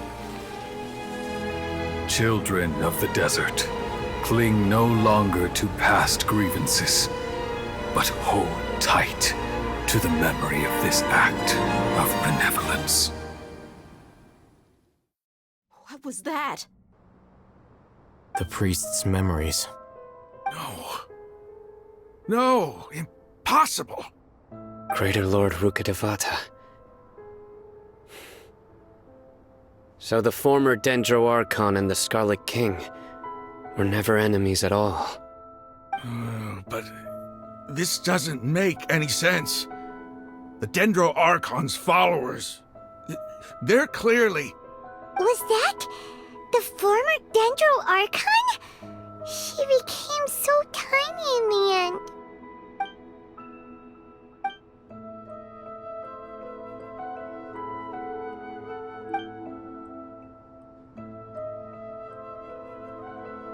You might be distrustful of the Akasha, but there's no reason for you to doubt the Scarlet King's technology.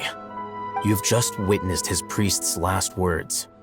I've never heard about any of this before.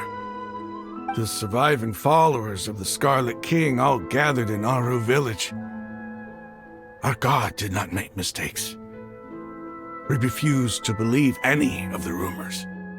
The Scarlet King's death, the all but total annihilation of our civilization, it was all Greater Lord Rukkhadevata's doing. We saw her as nothing more than a traitor, who stabbed us in the back in our moment of crisis. Just like us humans, fighting, feuding, double-crossing each other to survive in the desert. You were blinded by your prejudice.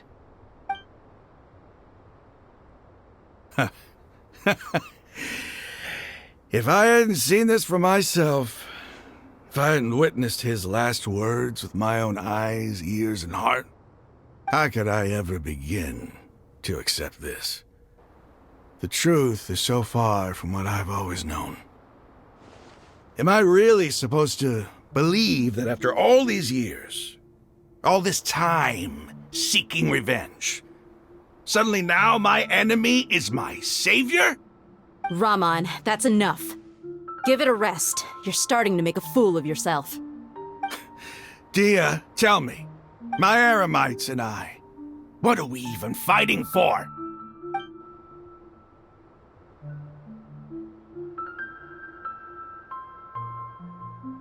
Hey, how you doing? I'll live. Thanks. I should probably go.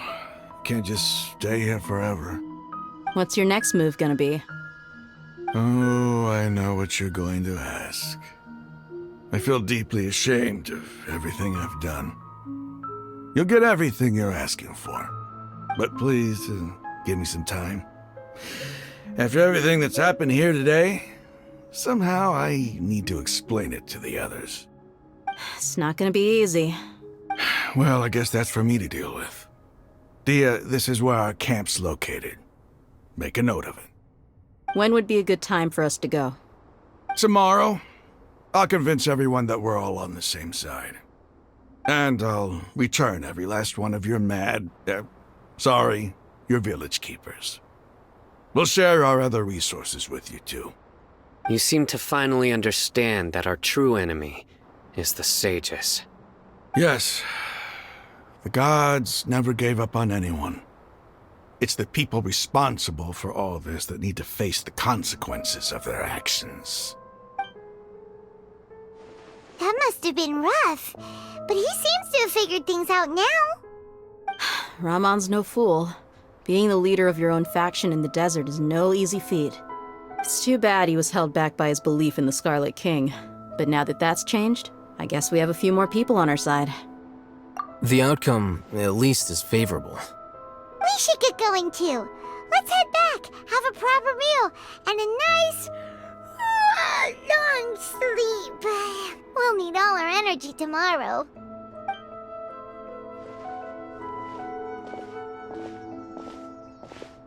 Sino, we're leaving! Stop yelling.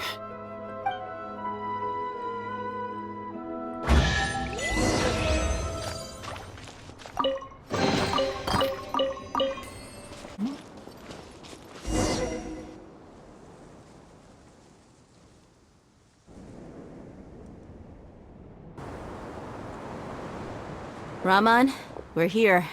Everything's been arranged. Someone will bring the village keepers back to Aru village shortly. I guess all I can say now is, thanks for agreeing to help. Don't mention it. I think we can both agree you went to hell and back for it. But we share a common cause now. From here on out, we're allies. Where are the perpetrators? I'll bring you to them. Follow me.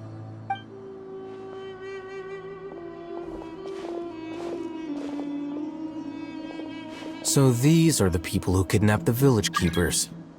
Oh no, it's the scribe! There's no need to yell. No one can help you now. all over the desert trying to find you! That's right.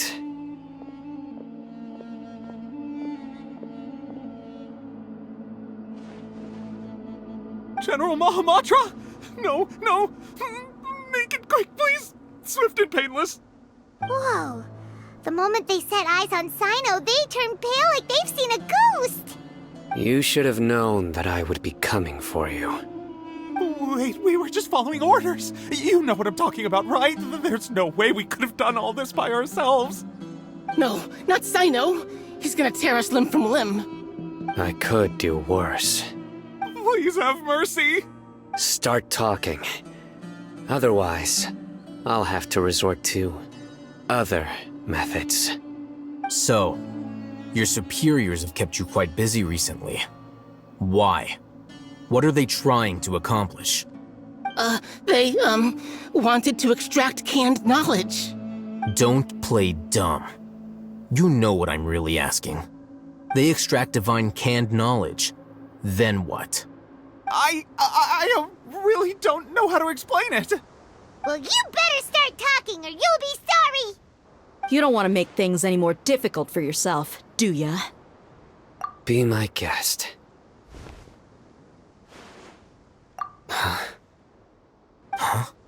Uh-huh. That sure didn't sound like a fancy metaphor or anything. You're serious, aren't you? How did you know? There's no use hiding it now. Yes, you're right. The Academia is working on an important and potentially world-changing project. They are creating a new god.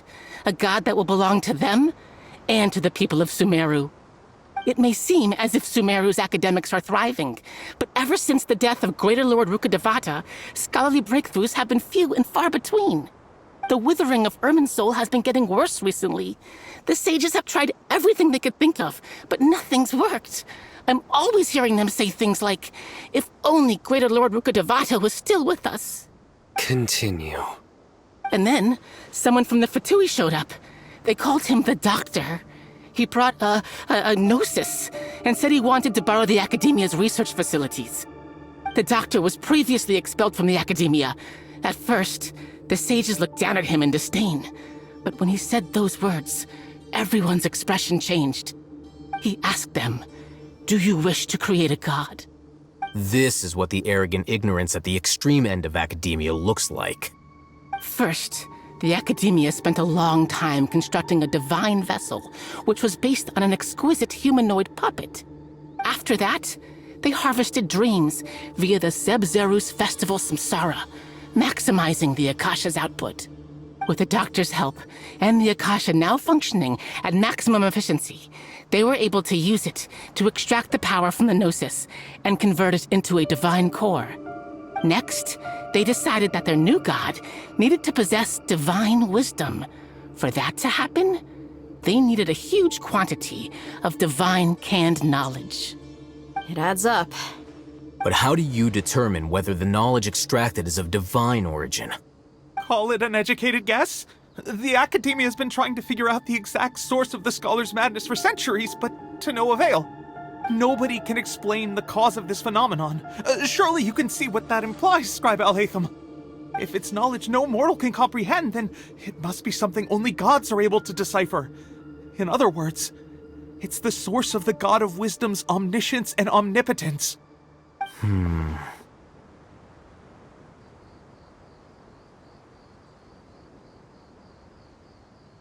You must have noticed by now. The Academia doesn't care about who their god is. It's the ability to exercise control over knowledge and wisdom that matters. It is as if they are cursed with a desire for omniscience and omnipotence that burns in their blood. Some organisms demonstrate phototaxis, and thus orient their entire lives in respect to sources of light. For the sages, their only source of hope is the existence of a deity who embodies the acme of wisdom. This is but a form of phototaxis. For many scholars, the absence of a god of wisdom means stumbling in the darkness for the duration of their lives. Then what does Lesser Lord Kusanali mean to you? Is she not a true god present in this world? If you already have a new god, why try to create another one? From the beginning, the Academia has never treated her as a god. When the Academia first discovered Lesser Lord Kusanali, the newborn god of wisdom, the sages hoped that she would be as wise as Greater Lord Rukkhadevata. But upon evaluation, they found that at the time she possessed no more intelligence than any ordinary human child. The sages never had a ruder awakening. This forced them to accept that Greater Lord Rukkhadevata had indeed passed away. Not to mention that Lesser Lord Kusanali's gnosis had been used to power the Akasha this entire time. By herself, she has neither an Archon's raw power, nor the spectacular insight expected of a god of wisdom. Slowly but surely, people began to forget about her existence. So, this is the path the sages have chosen.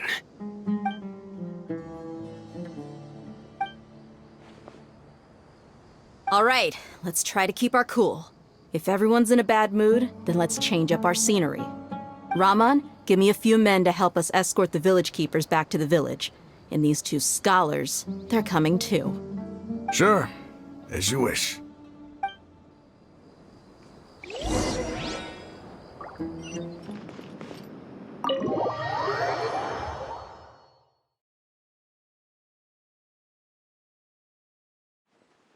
The village keepers you found have all been returned to their homes, and each one has a dedicated caregiver to look after them. The 2 new scholars are being kept under close supervision, too. Really great work, everyone. The atmosphere is so heavy.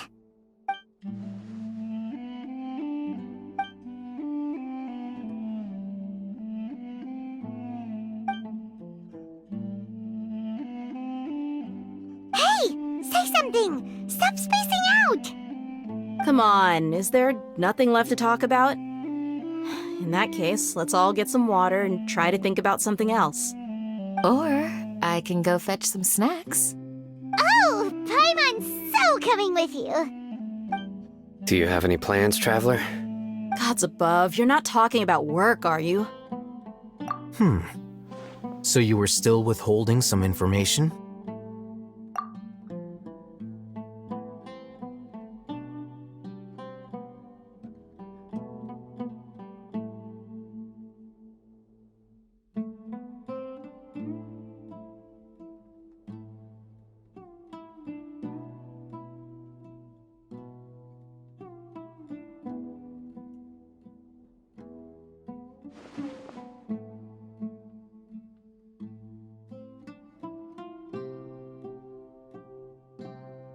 Even though we lived through all of this firsthand, it still feels super surreal to hear you talk about it again. What a whirlwind of a story. I felt like I was holding my breath the whole time. It seems like there'll be more issues to face in the days ahead than I'd anticipated.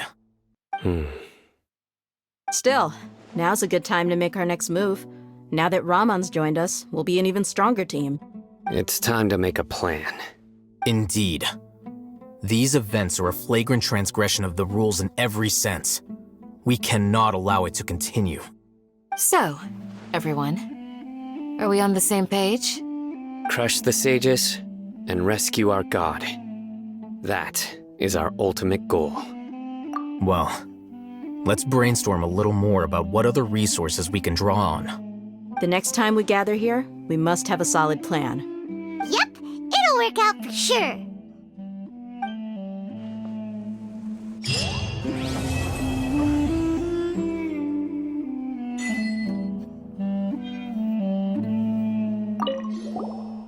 Don't rush. This is a big undertaking, and the planning and preparation for what lies ahead will no doubt take some time. Take it slowly. We need to make sure the plan is as effective as possible. He's starting to read his book again. Hey, are you even listening? Would you like me to lend you something to read? No way! Your books aren't quite to Paimon's tastes. I was joking. I know my books are far too difficult for you, and I have no intention of lending them out. Ugh, you're so annoying!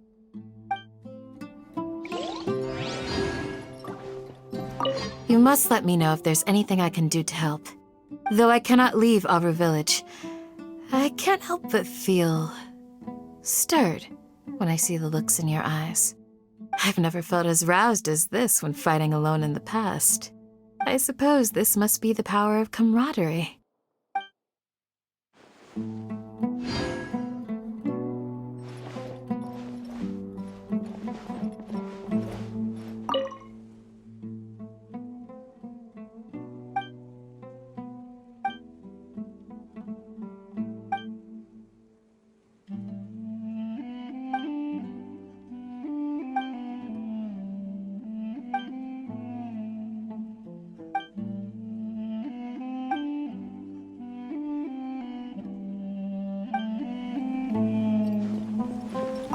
The past few days have been some of the most challenging work I've ever taken on, and none of it'll earn me a single mora. I can't believe it. Look on the bright side, Dia. Maybe we'll get a huge reward after this is all over. You've got a point. Hey, what would you do if you woke up tomorrow with more money than you could ever spend? Paimon would buy boatloads of tasty snacks. That's it? And maybe some tasty drinks as well?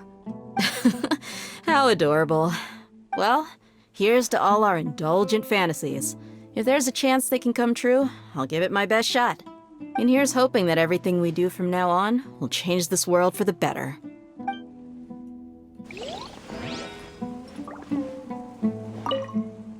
In the past, I never imagined that even the gods could suffer from hardship.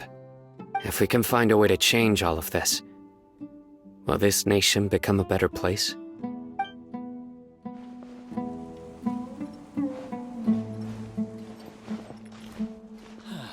Your memory is